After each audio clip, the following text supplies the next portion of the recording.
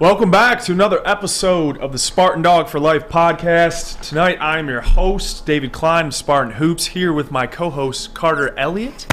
Sleepers Media, we got out and running right off the get-go. How you doing? Merry Christmas. It's a little too early for Happy New Year's. How was the holiday break for you? Hey, not too bad. Spent time with the family. Got the good intro. We're good, so we're off on a good foot. We're rolling now. Yeah, baby. Got a little bit of a break, a little bit of a kind of a lull here in the schedule, a little bit. So give me time to kind of dissect where we're at. So nice time to kind of decompress a little bit. Yeah, I think so. 2 games in 21 days. It's been a little quiet on the Michigan State front.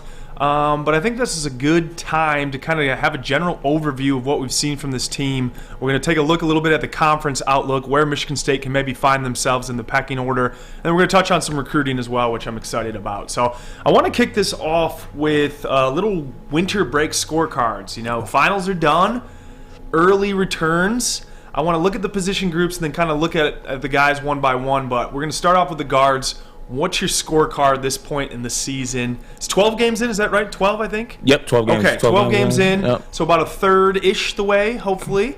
Where are you at with where the guards have performed up to expectations so far this season? All right, so how are we grading this? What's the scale? Like A, B, you can do pluses grading and on a curve? Like, yeah. what are we doing here? We're doing on Yeah, okay. I think you got to look at the group as a whole. But you can add pluses or minuses. You can kind of finagle it a little bit however you want to do it. But we'll go A, B, C, D. Just kind of go through there. You know what? I think I would go with a B plus for the guards. I'll go with the B plus for the guards because a lot of that I think is kind of predicated on the play we gotten from Tyson Walker this year. Of course, I think he's been steady. He's been aggressive. He's been someone we haven't had to kind of question throughout the year. And then as far as AJ Hoggard coming along in these last couple games, I think after the benching that he had a couple games ago, I think he's responded extremely well to that.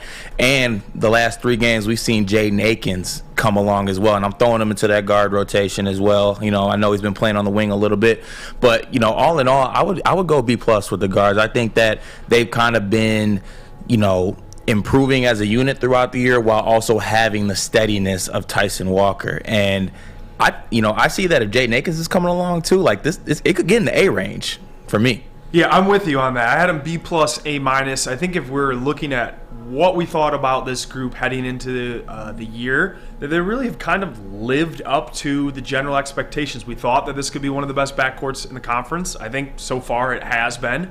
As you pointed out, AJ has started really playing well. He had that stretch over the Portland tournament where he struggled a little bit. But 12.7 points, 5.9 assists, 4.3 rebounds. Shooting the 3 a little bit better this year. At least he's letting it fly. And I think when he shoots it in rhythm, it looks a lot better to me too. Agreed. It looks a lot better. And I think that maybe the biggest kind of improvement from his game from year to year, from sophomore to now junior year, has been the mid-range game. Mm-hmm. He's found a little bit of the pull-up. I kind of like that 2-foot one-handed floater that he's found in the middle of the lane. He's finding ways to score without having to get all the way to the rim, which he struggled with a little bit in the early part of the season. So really good signs, I think, from him kind of going forward. You already mentioned Tyson. Second leading scorer, almost 14 points per game. He's shooting 39% from 3. He's been kind of everything that we thought, and he's been really steady. Him and Hauser both. We'll obviously get to him, but those are the 2 guys that really the production has been almost every game they've been there. It's been an important part to the way Michigan State's kind of building this foundation. And then, like you mentioned, Jaden Akins, 8 for 12 from deep over the last 3 games. He's starting to get hot. He's shooting it kind of off the movement. He's shooting it in rhythm. Still's got to attack the rim a little bit more. I think that's coming. He's looked maybe a little bit pensive on defense. Just losing his guy a couple times. Doesn't have that quite quickness back. I think the lateral movement, it's not 100% back. But as he kind of gets back healthy, and then we get good news today, obviously, Malik Hall coming back. So I just think this guard rotation has really done what it's supposed to do. We've seen a little bit more minutes than we expected out of Holloman due to some of the injuries. I think he's filled the role. I wish he would look at the basket a little bit more. I think that's kind of where I'm at with him at this point in the season. He's got to find some ways to be able to create some scoring opportunities for himself. Mm-hmm. They're playing 4-on-5, and then all of a sudden Whitens is on the floor with him, and you're like, you got 2 guys that don't want to look at the basket. That's not a recipe for success. But all around, I think a lot to like from this group. And if Akins can really get up to speed and start giving you 8 points a game, 9 points a game, he had a career high 15 last game against Oakland.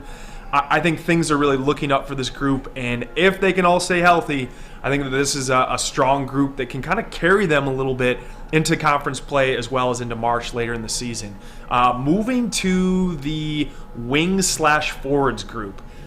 This is a little bit trickier because Hall's been banged up, but I think that's got to be part of the consideration. Didn't add a wing in the portal like we discussed maybe should have happened. And so they've kind of had to live with some minutes from Whitens there. Brooks has kind of been up and down, gets benched the first half last game when you only have basically 7 scholarship players. And, that was a little confusing to me. I think he was late for a couple, practices or some team meetings and stuff. Found himself in the doghouse, and that was rather painful to watch, we might say. Yeah, I'm all for sending messages. Sometimes you got to send messages to kids. That has to happen. But, when we ain't got numbers like that, maybe just send a message in practice. Maybe a couple extra gassers after practice, a couple extra push-ups. Maybe not in the game when we need wins. We don't have depth.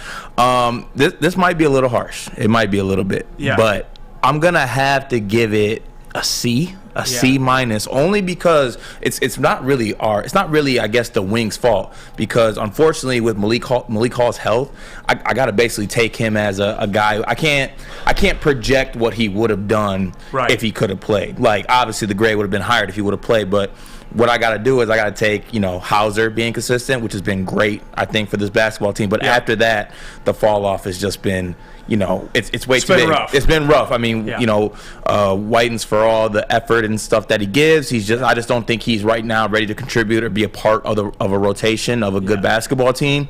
Not at this level. Not at this level. Respectfully. Respectfully. Try hard kid. I'm not going to blame him for getting in there and working his ass off. Yeah. The staff playing him is a byproduct of decisions made in the offseason and also some of the injuries that they face. You're right. That's what always kills me. Like, I feel like people get mad at Whitens for doing – what's he supposed to do? Be like, Izzo, don't put me in there? Like, hey, get in there. No, I'm not going in. No, he's going to go in there. He's going to do the best that he can do. That is what it is. That's all he can do. Defender. Okay, he plays hard. He's going to rebound doesn't look hard. at the basket like you said. When he's on the floor, you're basically a man down on the offense. And the couple times that he's taken shots, you kind of get the idea that there's a reason he's not looking at the basket. So. DK, this explains why I'm at a C for the Wings, because right now we've had to discuss Whitens' minutes and Pierre Brooks, for all that I think he's done by shooting the ball. Yeah. Defensively, an absolute massacre. Yeah. Like, it's bad. It's really bad. So I really look at this as almost his freshman season. Didn't really play. Right. He played 3 minutes last year per game. Right. So that was almost like a redshirt year to me. So this is really his freshman year. There's stuff that's clearly needs to improve on.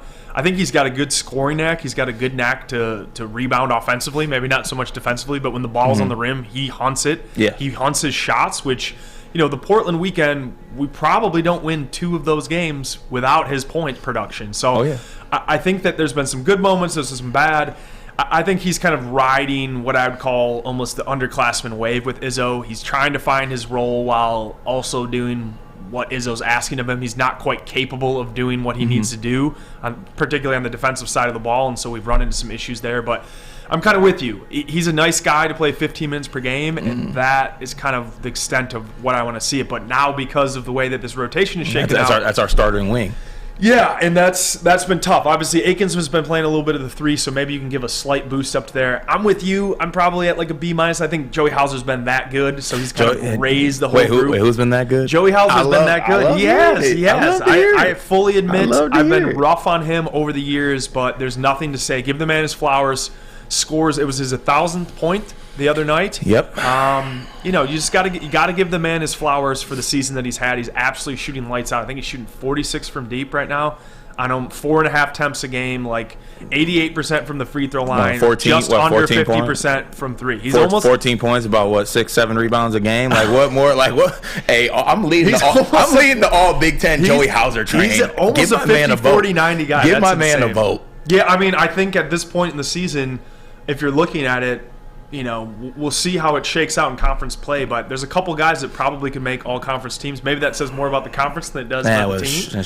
But we'll get to that in a minute. So I'm with you. It's been a bit of a struggle on the Wings. Hall coming back really kind of changes that for me. I went back and I watched a couple games because I'm a sicko. It's just been a quiet time. I watched the Kentucky game, watched part of the Nova game. what Hall gives you in terms of defensive communication, which I think the defense has been a little rough in spots. They've played some bad teams, and I think defensively they've been fine against those bad teams. But we're not getting out and running. We're not finishing stuff on the glass that I think like we will when Hall comes back. I'm curious to see what the minute allocation is going to look like.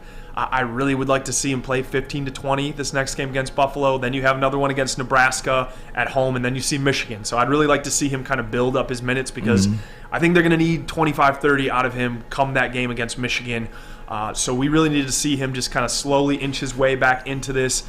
Obviously, his health is a huge swing factor. I think if we were looking at guys just kind of as the season hit, what are the two guys that maybe you could least lose and then have it be, at like such an impact on the team? And I think AJ Hoggard and Malik Hall would be the two guys for me that I was kind of circling, like between what they give you both on the defensive and offensive side. I don't know if there's guys that can really replace what they do on the roster. Yeah.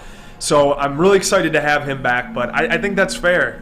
B minus, C, you said C minus. I think I'm B minus, C plus, just because Hauser's been good.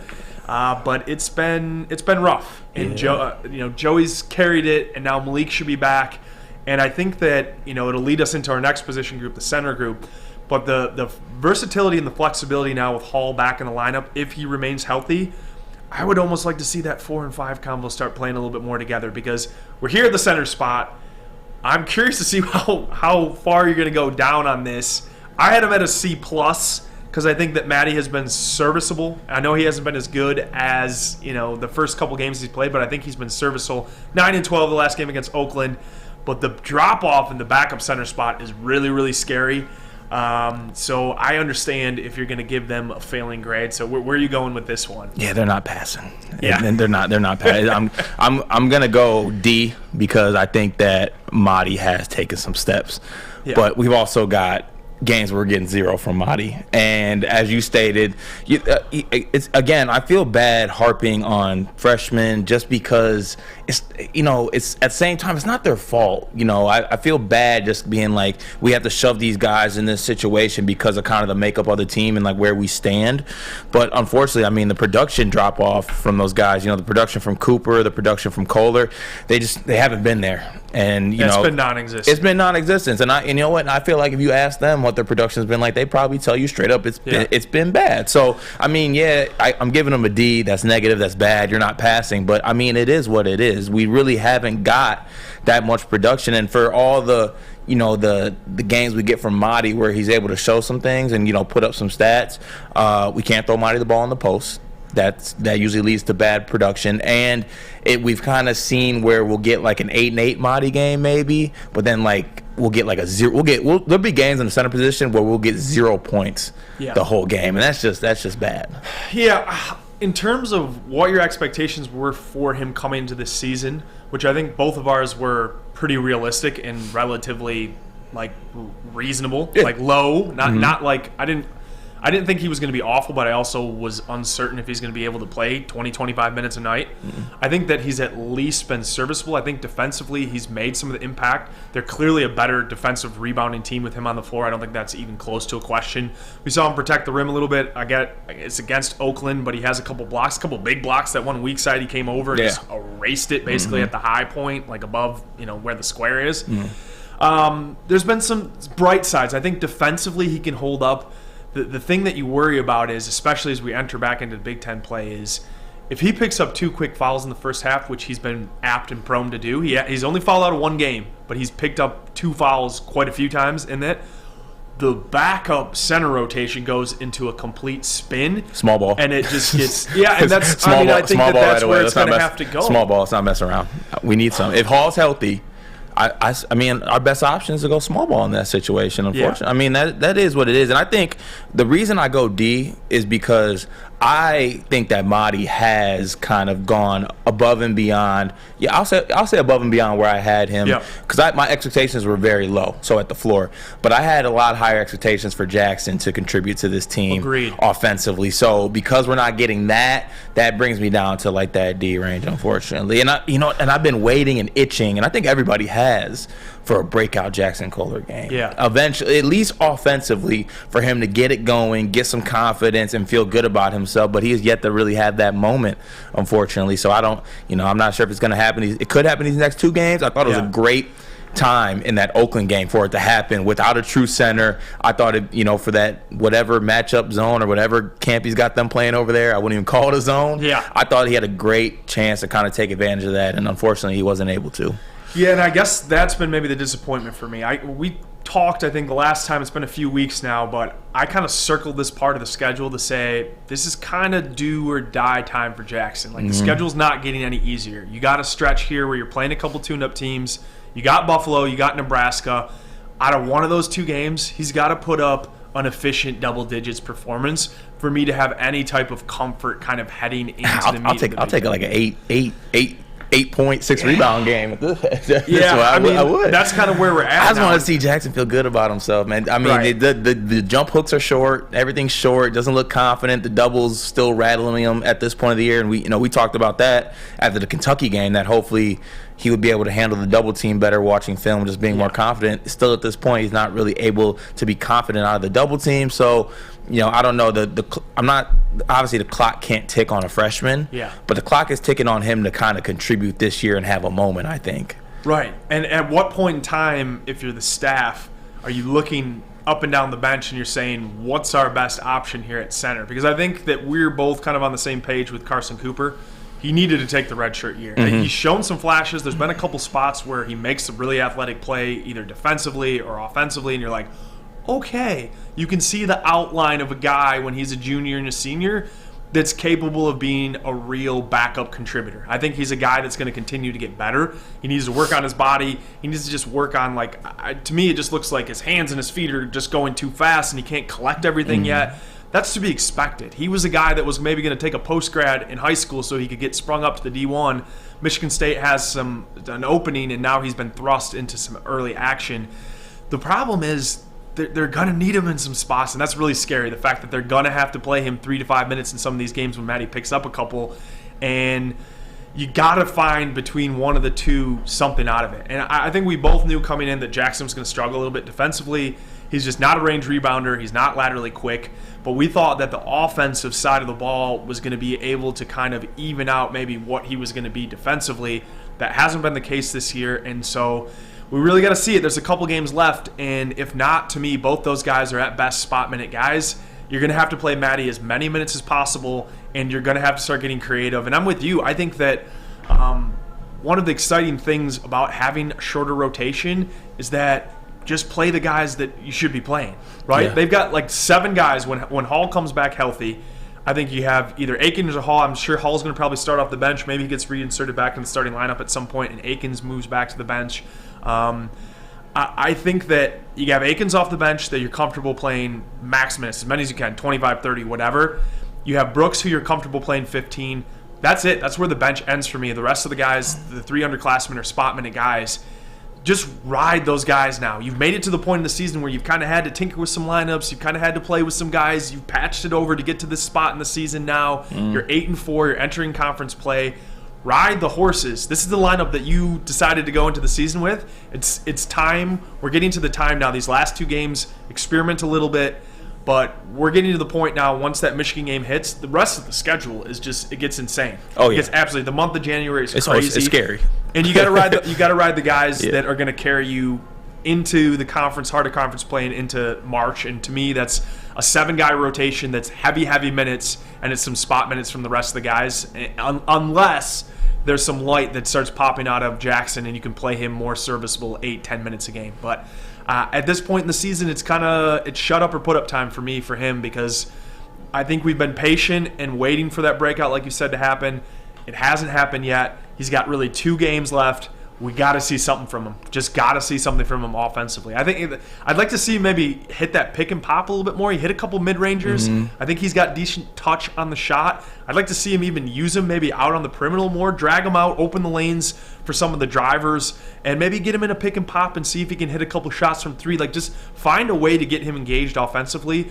Right now, he's really been struggling on the low block, and he's just, everything's kind of a fadeaway. It's a turn away. He's made some moves. We saw that Oakland game. He catches one underneath the rim. It was a layup. Pump faked. Guy got back in position and then blocked him. His confidence just isn't there right now. I'm hoping that this practice time maybe the time back with the family, reset. It's a big kind of swing factor for Michigan State's future outlook. And if he can't give it to you, they have to go away and they have to adapt. And I think, again, we go back and it's the small ball. Yeah, no, it'd be nice to give him a few easy ones. And because I'm a true sicko like you, I did go back and watch some games. Yeah. And I don't think it's all on Jackson at sometimes. I will say this. When you're struggling and your hook shot's not falling, the mid-range isn't falling, nothing's falling, as a big man, the easiest thing you can do is park yourself like 2 inches for the basket so that when you catch it, you turn and go lay it up. And I feel like there's been some situations in a couple games that I watched where Jackson's actually sealed a guy and had him down low. And because he's not strong enough, he kind of gets pushed out a little bit, and then they throw it down to him. I think when they throw it down to him right away, and he doesn't have to think. He doesn't have to dream shake. He doesn't have to do any baseline spins. Just turn and lay the ball up. You see it off some offensive rebounds where he gets it, just goes right up, easy bucket, just like, okay, just maybe simplify it. Just go back to a simple drop step. Like, you don't have to play with your food. Just go and score it. Yeah. So we'll see what happens with that. But sitting at 8-4 in this season, Kentucky right now is getting hammered a little bit by Missouri. I'm not sure what the score is, but they were losing by double digits early. That win maybe losing a little bit of its luster. I think Nova win's going to maybe look a little bit better. The Oregon win's okay. I mean, I think that we would take where we're at right now. I know the Northwestern loss was tough, and the Notre Dame loss was just ugly. That was a really bad week. It dropped us in the metrics. They kind of recover a little bit with the Penn State win. Obviously, they don't cover, so again, you drop a little bit in the metrics with Oakland. I don't think Izzo cares anything about how the team looks in the metrics. He just doesn't care. That's not ever been one of his concerns. Yeah, you gotta care. You gotta care a little bit. It's whether you want to care or not. You can care. You can not care personally, but you need to care. It's a big stretch coming up in the early part of the season where I think they need to really get some wins in the conference play early. The Nebraska game, the Michigan game at home, then they go on the road. Let's take a little bit of a look at the overall conference outlook, and I want to do a buy, sell, hold. So I'm going to give you the position that the team is currently at for KenPom rankings, and then maybe let's just talk a little bit kind of where Michigan State falls in that pecking order. So top of the list right now in the Big Ten is Purdue. They're ranked 7th, 5th offense overall, 24 on defense, top 5 in offensive rebounding percentage, 281st in three-point field goal percentage at 31.1%. They obviously have the big man in the middle, National Player of the Year front runner right now, Zach Edey. That's carried a lot of weight from him. You went and saw Purdue live against Nebraska in what was a really ugly game, required overtime to beat them. I know Nebraska's been a little spunky. They have a couple wins this season, a little bit better maybe than they've been in years past, even though I don't think they're a quality team. What do you think of that position? If you had to buy, sell, or hold, is Purdue a top 10 team in your opinion? They're a top 10 team to me. I will buy them being a top 10 team. Okay. Them being the number one team in the country, like I'm selling that. Yes. I mean, I'm selling that immediately. I think that is more of an indication of where the country is at in college basketball. Now, Zach Edey, to me, National Player of the Year, if I'm picking today, I think he's actually going to end up running away with the award because I don't really see his production falling off. Right. And I think they'll have enough team success for them for him to get that award. Yeah. But yeah, I'm still buying Purdue nationally as a top 10 team. They're I mean, you got Edey. The guards have been good enough. They're not shooting it well enough. I mean, they have all the makings of a team that's going to lose early in the NCAA tournament if someone packs it in on Edey. Right. And, Trey Kaufman and we saw Nebraska sending 3-4 guys. The guards couldn't hit shots. They tried everything in their power to give Nebraska that win. Yeah. And Hoiberg said, "I don't really want it. No, no thanks. You can keep it. I don't really want it." They tried everything to give them that basketball game. So and after seeing that, the next week they become the new number one team, and I'm just like, I'm not sure about that. I'm with you. I think top 10 team. I do think that says a little bit about the country more than it maybe says about Purdue, but somebody's got to be in the top 10, and there's a couple teams we've talked about it before. I think Arizona, Houston, we both really like. Kansas and UCLA are kind of rounding a bit into form. UConn has been playing well, but after that, I think there's a reasonable drop off, and there's a bunch of teams that they're somewhere between 6 and 20, and you could really just kind of pick a team in any given night. They're kind of giving you a performance that's either up on the higher side of it or on the lower side of it. So I'm with you on that. I think they're a good team. I think they're the conference lead, obviously, right now. And I think that they, with the way that their schedule is this year and the way that they can really just kind of feast in the middle. When you have a guy that's that dominant, it's nice to be able to lean on it. I remember those days to be able to have a low post that could score. It was man, it's those were nice. Beautiful times. Those were nice. Beautiful times. Yeah, so I'm with you there. I think they're a top 10 team. I'm buying that. Not top 1, top 3. I still think that they could be a team that gets popped in the Sweet 16 as much as they could make a run. I think that the guards are going to maybe have a bit of a regression to the mean. Both Lawyer as well as Smith have played really well. I think exceeded all expectations. That was my biggest question mark for them, and they've, starting a freshman backcourt has looked really good. But I think that this is a scenario where they're going to get beat up a little bit in the conference, and I think they're going to have some tough road games. They're going to lose some games during the course of it. So next team that's on the KenPom list, which is like crazy to me, is 14. It's OSU. Hard sell for me. They have a top 3 offense in the country right now. They've beat one team inside the top 30, and was Rutgers, who is absolutely awful offensively. And it's a game that they deserved to lose at home. They actually stepped out of bounds, then hit that shot. So they didn't actually really deserve to win that one in the first place. I think that this is a top 25 team, maybe a top 20 team. I don't buy the top 15 right now. I just don't. I think they got some nice pieces. Me and you were both big Bryce Sensabaugh fans. Touting him really since like preseason. I thought he was going to make an all-freshman team, and really it's between him and Howard for me for freshman of the year right now in the conference. So they have some nice pieces.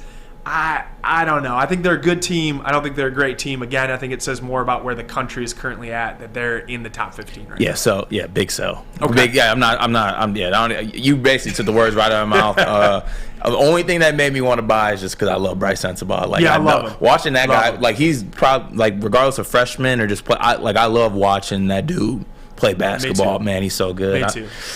He's a forward, but with the big guard handles. Yeah. I think that Holtman has done a really nice job over his years as turning guys that are maybe not pros into pros. Like we saw Malachi Branham explode out. Like he does very well with guys that can put the ball in the hole, either those tweener forwards like we've seen with Liddell, or the scoring guards, Washington and Branham, and now we're getting to see Sensabaugh kind of emerge. So I think he's done a nice job.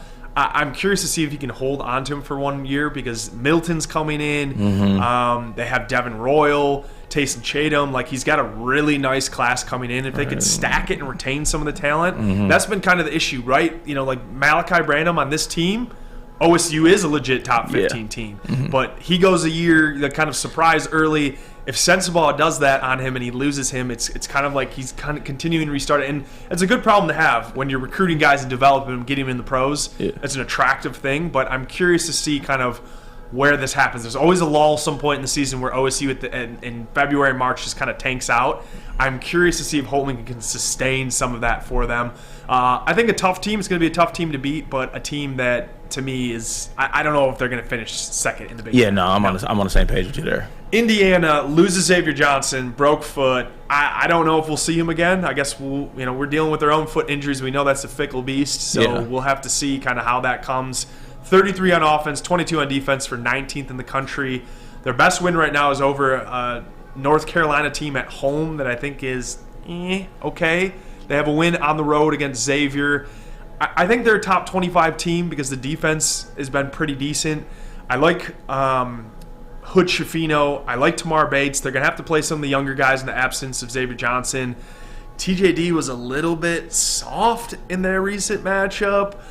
He kind of got bullied. He's been a guy that disappears a little bit in big games. And he's a guy that I just don't really feel like I'm not scared of Indiana. I think Geo Baker said it on some podcast where he's just like, nobody's been scared of Indiana, and I think that's still the case. A lot of preseason hype. I had him at number 2 coming into mind just because I didn't know what to do with the conference, to be honest with you. But this is a situation where if they finish in the middle of the pack, would it surprise you at this point? No, but I'm selling hard on Indiana as a top 15 team. Is that 19 is where they're ranked currently. I'm honestly selling Indiana as a whole. I would honestly sell them as a top 25 team at this point because, look, against top 50 KenPom teams, TJD is like Race Thompson. when he's playing bad teams, he's putting up triple doubles. Right. They're having a good time. Miller Kopp's on TikTok telling these guys to put in words in the post game press conference. Like Geo Baker said what everyone was thinking. No one's scared of Indiana. Tough place to play in Bloomington. We'll give them credit for that. The fan base rolls out. That's a tough place to play. But this feels like a team that's going to go on the road a few games. We've already seen it. Got waxed by Rutgers. Great warm-up pants. No one's scared of them. That's Indiana. I love the warm-up pants, but besides that, no one's scared of them. Yeah, fair. 23 Rutgers, 133 on offense, top 3 defense. Sounds like Rutgers basketball. I'm buying. 30.2% from deep, the 308th. That's a struggle. The overall effective field goal percentage is 230th. I think they're a top 25 team. 23 seems right. I'm going to hold on them for where they're at right now. A team that you absolutely don't want to see at the rack. Thank God we're playing Madison Square Garden this year. Boys, I don't know how Izzo arranged that, but anytime you don't have to go to the rack, even though I'd love to see the venue, but I think that this is a scenario where they're going to be swinging to make the tournament. They've had some rough stretches so far in the season. Not a team that you want to catch on a good night, but again, maybe a team that, I don't know, right now has them 5th in the league. I think they're maybe more a 7th, 8th team. That's kind of where I have them at. But they're fun to watch. It's an easy team to root for. Steve Peichel does a great job with the talent that he acquires, and they play hard. They just always play hard. It's a fun team to watch. I don't know how good they are. I think that maybe just goes for the Big Ten as a whole. I think they have a lot of teams in this 20 to 35 range. Yeah. They're kind of a big bunch of those teams, and Rutgers is one of those, I think. Yeah, I'm a hold on them. I'm very close to buying because there's nothing I love more than Rutgers basketball. I don't know why. I'm a sicko. Say what you want, but they're getting healthy too. That's the thing. Like Mulcahy was out to start the year. McConnell was out to start the year. They're kind of getting a little bit healthier. I think Cliff's been playing. He's been showing enough. He's had a couple up and down games, I think. But when they put it all together, and I think I'm not saying they're going to be an offensive powerhouse, right? But they're better offensively than they're showing right now. I will say that. I think Cam Spencer's shown a lot more as a scorer than I thought he would. I think that this Rutgers team is better offensively than they look right now. And I ain't saying they're like run and gun top 10 or anything like that. But I think Cliff's had a nice season. All conference. 100%. Second team at least. Oh yeah, for sure. So I think that they'll come along a little bit more offensively. So I'm a hold on Rutgers. I like where they're at, honestly. This one's an interesting one. 31 is Illinois, 48th on O, 27 on defense. They're 0-2 in conference play. Lost on the road to Maryland. Kind of like Maryland controlled that game for basically all of it. I know it got a little tight at the end, but Maryland really controlled most of that game. Penn State came into their building and waxed them. Yep. Jalen Pickett dominated them. Restart with Northwestern, Wisconsin at home, and Nebraska. To me, if you're looking at Illinois to get back on track, you got to go 3-0 there. Northwestern's a beatable team. I know Michigan State didn't beat them. I don't know why they've been struggling with Northwestern. I just don't think Northwestern's a very good team. They just are what they are. Boo Buie has been good. I'll give him his flowers, but backcourt of Boo Buie and Chase Audige, Illinois should win that game. Yes. Wisconsin's a funny team. We're gonna get to them in a moment. And then Nebraska there. If you start back 3-0, get yourself to 3-2 in the conference. Give yourself a fight. I think that they could be better, but there's a little bit of issue in the locker room. Kind of got beat their ass by Missouri. I don't know what to make of it. I had them number 1 going into the conference just because I thought the talent on the paper was there. I think that the biggest struggle and what I saw early on from the season is they don't have a primary playmaker. Sky Clark is a scoring guard. He's not a point guard. I think Epps kind of falls more into that category, even though I think he needs to be running point for this team the way that they're set up. Sincere Harris, they have a nice crop of young guards. I think they're going to build from this. Meyer's been good. He's had some games where he blows up and then other games where he just disappears. Shannon's kind of been up and down on the roller coaster. It seems like this team maybe doesn't really like each other right now. Yeah. And I think it's difficult to say what to do with them. I think that they're a legit top 25 team, but they're not playing it like it right now. They're not in sync. There's no rhythm. I don't know what to make of this. I think that they're going to eventually figure this out.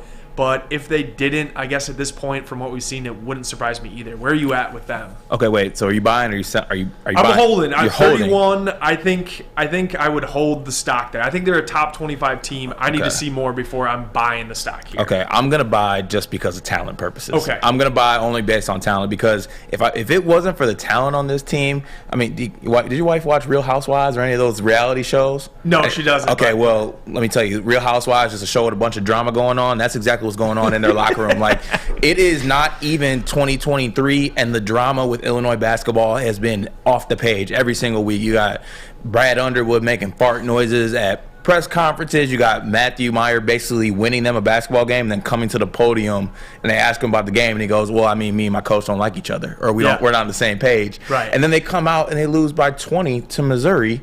And it's just, there's so much drama surrounding this team. But I'm looking through that. I'm going to buy it because the talent is still there. Like, it's there. And I trust Underwood to kind of right the ship. I don't think he's ever really had to deal with this many personalities before. So maybe it's an adjustment for him as well. But I think they're going to get it together. The talent is there, so I'm buying them. You know, they're a top 25 team. I agree with that. Penn State's at 34th, next on the list. This is a hard buy for me. 29th on O, 58th on D. Number 1 in the country in turnover percentage. It's a guard-heavy rotation. Jalen Pickett is the best. One of the most exciting guards in the country. He's the best guard in the Big Ten. That's facts. He's the best guard in the Big Ten. Yes. And it's been fun to watch. It's a team that we only play once. We beat them on the road. We can root for them the rest of the season. It's great. I love when that happens, where it sets up where you beat a team in a hard-fought game, kind of close the door. They finally close the door, win by double digits, and now we can root for Penn State to be good the rest of the year. And it's an easy team to root for. I like Micah Shrewsbury. He's done a really nice job with what he's had on the roster. Added a couple guys in Winter and Funk that can shoot the snot out of the ball. That's what this team is. They're going to live a little bit by the 3, die a little bit by the 3. Pickett's going to be a guy giving you buckets. I think they're probably, behind Michigan State, my favorite team to watch in the conference this year. They're just, anytime they come on, I think that they can hang it up and participate basically with any team in the country right now. It's exciting to watch, and I'm buying the stock. I think they're more of a top 25 team than a top 34. Oh yeah, easy buy. And this is outside of Michigan State obviously beating them, which is good for us. Like, I was buying Penn State going into that game, which is why I thought honestly Penn State was going to beat us that game by the way we were playing. But I got a soft spot. I'm a sucker for teams that are well constructed, and Shrews has a vision. He's like, I'm gonna have a Jalen Pickett's like 6'5", 6'4", 6'4". I'm gonna have a 6'4" guard, 210, high usage, can post up smaller guards in the league, and I'm gonna surround them with a bunch of 40% 3-point shooters, and we're just gonna ride out with that. And I'm gonna bank that my shooters are gonna knock down shots, and if they're not knocking down shots, Jalen Pickett is posting up most guards in the Big Ten in the country. So I think they got a system. I think that the win at Illinois wasn't surprising to me. I think they're going to get a lot more wins in the Big Ten. So I'm buying Penn State hard. Like if Penn State makes it into the tourney, which I actually think Penn State's going to make it into the NCAA tournament. I do too. I think they're going to make it, and if they do, there's going to be some teams that are going to overlook them because they're Penn State, and they'll be in for a rude awakening. Kind of like a mid-major team that can shoot hot from deep, except they have one of the best point guards in the entire country. Yeah, like when does Penn State play Purdue? Yeah, I want to see that. I want to see that. Me too. Because they could have Edey's going to have 40. Edey's going to have 40, but he's going to be in hell on the defensive end. I'm telling you. It's going to be exciting to see. Next up on the list, and we'll kind of go quick here. We're getting bogged down a little bit, but Wisconsin's at 35th. That's kind of a hold for me. Yeah. They ground out a win against Maryland at home. They took OT to beat a Chris Murley's Iowa team. They've been solid. They've been still as solid. Yeah. The playing style allows them to hang in every game. It also allows bad teams to hang in most games. They lost to Wake Forest at home. I think that they're a very solid team. I think on paper, when you're looking at the talent, you're like, Greg Gard is exceeding expectations again, just seemingly what he does. I always have them lower in preseason rankings, and they always exceeded. I don't know why I continue to do it, because the style of play continues. But I'm looking at Hepburn, Crowell, and Wall, and you're thinking to yourself, if that's your top 3 and those are your 3 best players, like Sejan's tough though. Yeah, and Sejan's been good. Good. And they just keep finding system guys that know how to play. They take care of the ball. 35th to me seems right. I think this is a top 35 team. They're going to make the tournament, probably lose the second game, and that's just who they are. And they'll probably finish top 5 in the Big Ten this year because their ability to remain consistent is their biggest advantage. Yeah, Wisconsin is the biggest hole to the Big Ten. That's all they are. There's a hole. Their system players are always going to find themselves in that top probably 6 range. Just is what it is. So, yeah, I'm just going to hold with Wisconsin. Iowa's at 37. Top 10 offense, 102nd defense. Sell. Here's the thing. Sell. Without Chris Murray, this team is bad. If you're getting a glimpse into the future of where Iowa basketball is heading, sans Garza and the Murray brothers, I think it's going to be sliding to the back of the conference. There's another McCaffrey coming in. Yeah. Family. Really good with Chris Murray, though. I mean, he's a special player. He's kind of repeating to a certain degree what his brother did. Maybe not at the highest level, but we've seen that. Without him, they're not a good team. Their 3 field goal percentage right now is 32.7. If you're going to be predicated on the offensive end where the ball movement's there and you're getting up open shots, you got to hit some 3. They got to be 36, 37, 38% for me to buy this team. I think that this is a team that can beat some teams on the road, maybe at home. I think this is a team that's going to lose some games too. They're good, not great, and I'm somewhere between hold and sell with them right now. I think. Yeah, selling extremely hard. I just think this team they're everything's okay. Everything's just comfortable. We go to Iowa, family, McCaffrey. We got the brothers on the team. We got Murray. We got twins. I mean, it's just like I don't know. Iowa's been upsetting me lately, and you know how I stand for Iowa usually. Like I'm a big time Iowa guy, and they're pissing me off a little bit lately. So it's been hard to watch, especially without Murray. And then rounding out the top 10 in the Big Ten, 44. That's MSU. 45th on O, 49th on D. I think the Malik Hall, for me, changes this into a buy. I think they've weathered the storm. They've weathered some of the injuries. If they can get healthy, if they can get correct, to me, they're closer to a top 25 to 30 team, I think, this year. I don't think the defense is ever going to be great. I think the offense can be a little bit better. I think if they can get guys healthy and they lean on the rotation, that they can still finish top 5 in the conference, and I think that they can still make a push in March because they got good guard play. I think they can kind of round out the forward spot with Hall back. He plugs a huge hole, and this is a team that I think is better than where they're currently ranked. Yeah, I'm buying. Just throwing Malik Hall into this rotation, basically throwing back into the lineup. Like you said, ride heavy on the guys that are like your top 4 or 5 guys. Maybe go a little bit into the bench a little bit. I think this is a team that can get it done. So I'm buying. Okay, so rounding it out, we talked about the January schedule for the conference play. It gets pretty dicey quick. After the Michigan game, they got to go on the road to Wisconsin, then on the road to Illinois, then they come home to Purdue, and it just keeps going there. The schedule is one of the tougher ones in the conference. They're going to have to hang in there, take it game by game. Where do you think the ceiling and the floor is for what you've seen from this team? In terms of both conference play and then March expectations, where are you at with floor and ceiling? Oh, man, I struggle with this. I do, because I think that because of the landscape of college basketball and because of where the Big Ten is as a conference, I think the floor and the ceiling are extremely far apart. Like, I think that this team could, healthy Malik Hall, they could get on a run and they could find themselves in top 4 in this conference, and I would not be shocked. Yeah. Now, they could also kind of stay with the status quo and be back in like where they were last year in like the 7-8 range, and I also wouldn't be surprised as well. Yeah. So, I mean, there's a lot of ways this can go. Once we get Malik Hall back healthy, I think we'll really be able to kind of solidify where this team's going to be. And I think we'll kind of see where we're at. Well, also, DK, you were doing those top 10 teams. Did you forget Michigan, or are they not in there? They're not in there. Oh, okay. I was making sure you didn't make a mistake. No, I didn't make a mistake there. Obviously struggled on the wrong side of the bubble right now for them. And I think Michigan State's like probably, I think from what I've seen, they're maybe like 8, 9, 10, something like that on the seed line. So they got to take care of some business, have to beat some of the teams. They play a lot of the middle of the pack twice, and I think that they got to find win to have a couple double wins on some of those against OSU's, the Marylands. Mm-hmm. I think they only play Wisconsin, Illinois once, both on the road. But the Iowas, some of these teams that they're seeing twice, you got to find ways a couple of these games to get double wins and just kind of move yourself slowly up the metrics and put yourself in a better position. But I'm with you. I think the variance could be high. This is a team that could absolutely make a Sweet 16 and maybe make a run if they get hot. And they're a team that could get knocked out before the first weekend again, or before the second weekend again, and maybe really struggle to kind of make the tournament. Maybe they become a bubble team where they can finish top 4. It's very important for us, though, that we don't we somehow work our way off that line where we got to run into a 1 seed.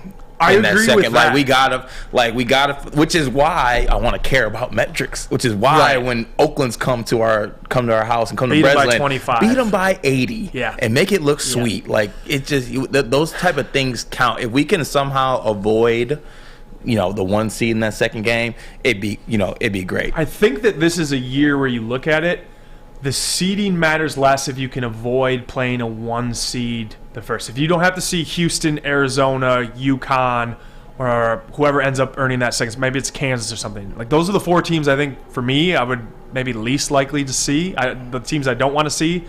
But I think that when you're looking at the seed lines, when you go 2, 3, and you start going up of it, the difference between like the back end of a 2 and then maybe like a 4, like the margin's very small. Yeah, so true. Find a way to get into the tournament and avoid the 1 seed like you said. And really, I'm not worried about them being able to go toe-to-toe if they can stay healthy with anybody. Can they find a way to grind out some wins? That remains to be seen, and we're going to know a lot more about this team by the end of January. I want to take a little bit of a look ahead. We got 15 minutes left here on the pod. Will you throw up that scholarship chart for us, please, Owen? So looking ahead, maybe just it's kind open. Of perfect. Yeah. So hopefully we can see that. You look at the roster, it's possible that the 3 seniors, one could come back. I don't know how likely it is. I don't know where your pulse is on this. If Tyson Walker, Joey Hauser, and Malik Hall do not return, you look up and down the roster, 11 scholarships filled. How do you generally feel about the way that the roster is constructed heading into next season if no pieces were added to this? For 2023-24. Yeah, honestly, I'm pretty comfortable with. Yeah. I'm happy. I wouldn't even say comfortable. Okay. I don't want to even say comfortable because I feel like that's a cop out. I'm actually happy of where this roster would be. I think it'd be better if guys take a jump. So if we get jumps from Holloman, Kohler. Not necessarily even Cooper, honestly. I'm not ready for Cooper's jump yet. I think Cooper's jump is 2 to 3 years down the line where he's going to reach his ceiling. But, I'm comfortable on how we can kind of insert the new pieces into this team, and I think they'll fit in. I think Cone Carr's a guy that's going to come in right away and rock the Breslin Center. Norman's a guy who's going to be able to kind of plug in on the wing in a position I think we need right now because I think we're kind of light on the wing. And then you have a guy like Xavier Booker that you can put at center, I think, with this team, and I think it'll look really, really good. So I'm happy about kind of what we have coming in and the construction and how it's going to kind of fit in because I think that every guy that we're adding, I think is coming in a place that we can kind of plug them in a place of need. I agree with that. So if it's set up the way that it is, A.J. Hogard obviously starting at point guard, Jay Nakins at the 2. The 3 is Pierre Brooks. I think that probably Xavier starts at the 4, although I will say, based on the way that the season has gone for both Xavier Booker and Cohen Carr, that if Carr comes in and ends up inserting himself into the lineup very early in the season, I wouldn't be surprised. I think defensively, if he was on the roster this year, he would be Michigan State's best wing defender. I think that he's going to be able to do that. His athleticism is 1% of all college basketball. He's an absolute freak. A guy that's going to run the floor, finish plays above the rim. We'll see what he can give you maybe from the perimeter. Can he develop a 33 to 35% 3-ball to keep teams honest? And if he can, I think that he's showing a developing part of his game, putting it on the deck a little bit and getting to the rim. He needs one dribble. If he has any space, he's rising up in the middle of the paint. Yeah. I really think he might have a bit of an Aaron Henry role for this group where he comes in, he's going to be asked to play defense, run the floor. He's going to have some games where his scoring output gets there, but I think that he's just going to kind of find himself in a very comfortable role this season. Xavier Booker's obviously been a bit of a unicorn. The offensive skill set, when you see it like in the open court, he's got a little bit of the handle. He can knock down the 3. Defense isn't there so far. I think that he's a guy that Izzo's going to have to stay on. I'm really curious to see what the offseason looked like. They got to add weight to him. They got to get his motor going a little bit. It's always a little scary when you have a guy coming in and you're talking about the motor right out of the gate, but I think that it's going to be a bit of an issue. Especially at Michigan State because and he's had motor issues we don't really do well with. Yeah, and we've had some issues. We've seen him maybe struggle in some spots this season. He played a Velpo recruit who dropped like 19 and 10 on him. He only had 2 points. There's been some understanding, some frustration just with his offensive role in this group this year to a certain extent. I think he looks a lot better kind of as an ancillary piece.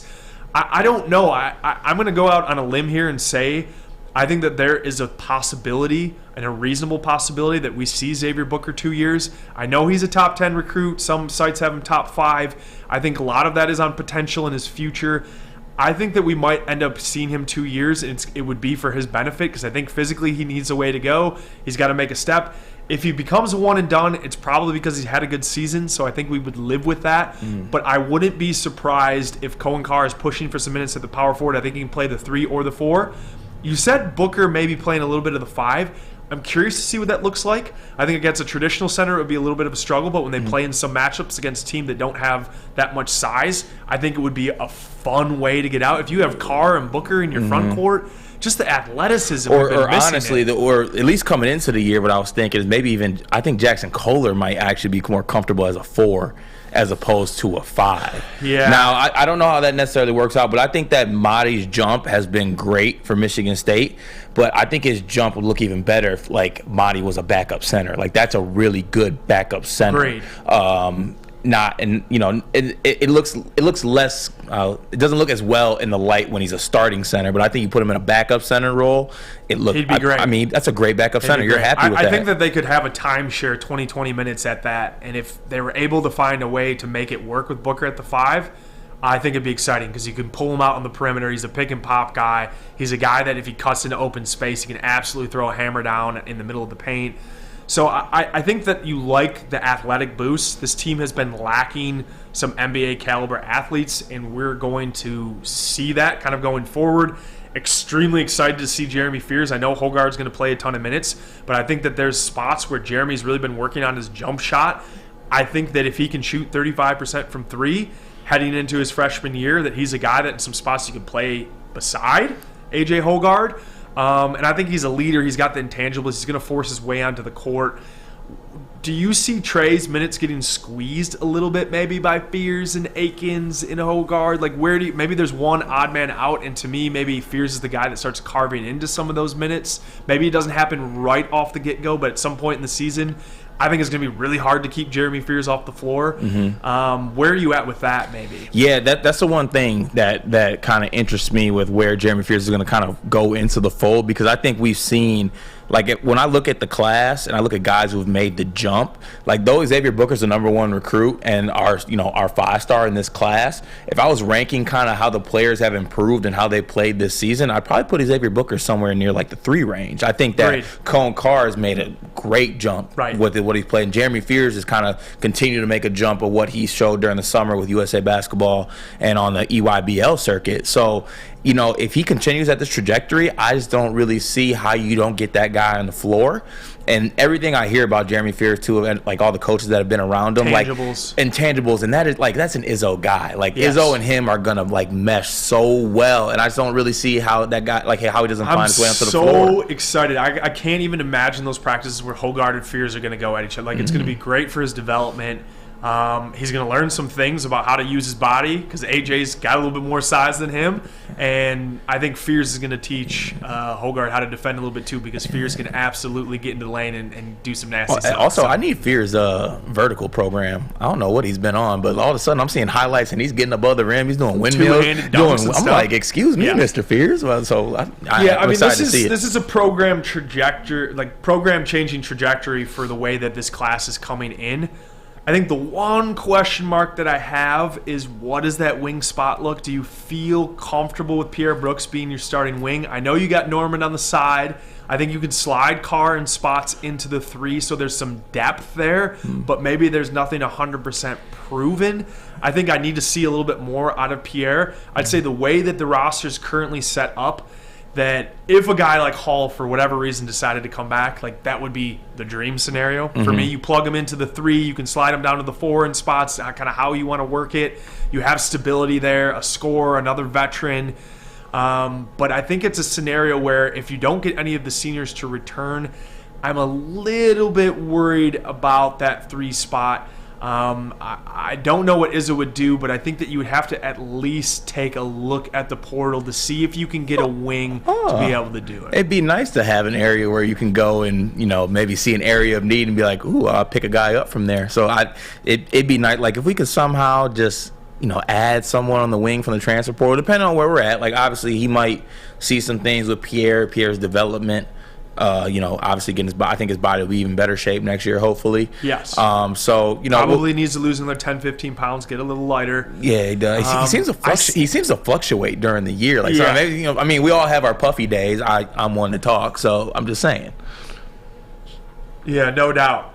So I guess if I'm looking at one spot on the roster where I'm thinking to myself, I'd like to just maybe see maybe a little bit more of a consistent option. Maybe Pierre gets there at some point in the season where he's played enough minutes, he's hit enough shots, you can make a sizable leap to get him to the next spot. Again, you have Norman, who's maybe going to get squeezed on some minutes. He can play the 2 or the 3, but Aiken's going to take up a ball. Coleman's sitting there as well.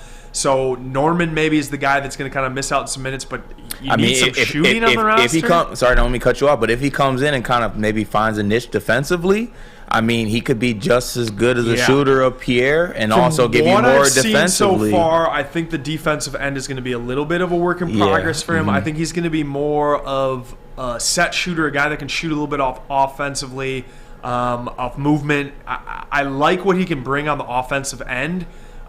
Defensively, I'm not sure. He's kind of a sneaky athlete, like a decent athlete.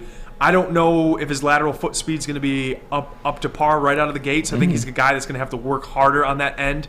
But I do think that this roster is going to need some shooting for some spots. And when you look at it, you're going to get some probably from Booker. I think he's going to give you some at the power forward. You hope that Kohler can take a jump and maybe hit it consistently, but you're going to lose your top 3 volume shooters from the roster probably, right? Yeah. All 3 seniors. You're going to lose your 40% guys. There's got to be some shooters that emerge, so maybe that's where Norman finds his kind of path to being able to do it, to come in, knock down some shots, give you a boost in that part of the lineup. I guess I look at it, I feel good. Is that roster better than the roster that we have this year? It's kind of an interesting question. I think the answer is yes. Talent-wise, yes. Yes, because we have more bodies than we have this year. Okay. Yes, off of numbers alone, yes. Yeah, okay, I can see that. There's only one extra body, and there's going to be four freshmen on the group, so it's going to be a little bit less predictable maybe. We've seen what we've got out of Hauser and Walker and Hall. You're going to lose 3 of your most consistent guys, so I think that there's a little bit of a fear there. I think we're starting to see some flashes from Jaden where if he can make that next jump heading into next season, he's going to get way more opportunity. He's going to become somewhat of the man into this next season. I think Hogard continues on a pretty steady trajectory as well, so you like what the backcourt's going to give you. The backup spot, I think, gets better. I just think Jeremy Fears is a guy that probably could start for a lot of teams next year, and he's going to be your backup guy. I think we're going to really like what we see from that, so I think you're upgrading the backup point guard spot. And then, again, I just think that Michigan State's really been missing some athletic pop to the roster, and when you have a guy like Fears and Booker and Carr inserting that in, yes, you're not going to be probably as good of a shooting team, but you're getting some athletic upgrades both at the wing spot and the power forward spot where we're going to get back to seeing some open runs where we're getting to the open court, and there's going to be dunks again. There's going to be dunks again. Yes. I think so, and I think quite a few of them, particularly from our man Cohen. Nothing like a nice dunk in the student section in his zone, just gets rocking. It's just chef's kiss. I love it. No, absolutely. Love it. Okay, well, we were going to try to hit on some of the 2024 stuff, but I think we're going to have to maybe do it next week because we've run out of time tonight. Special thanks to Brian for letting us host the show. To everybody out there watching, we appreciate it. Carter Elliott and myself, David Klein, appreciate it. Go green, baby. Go white.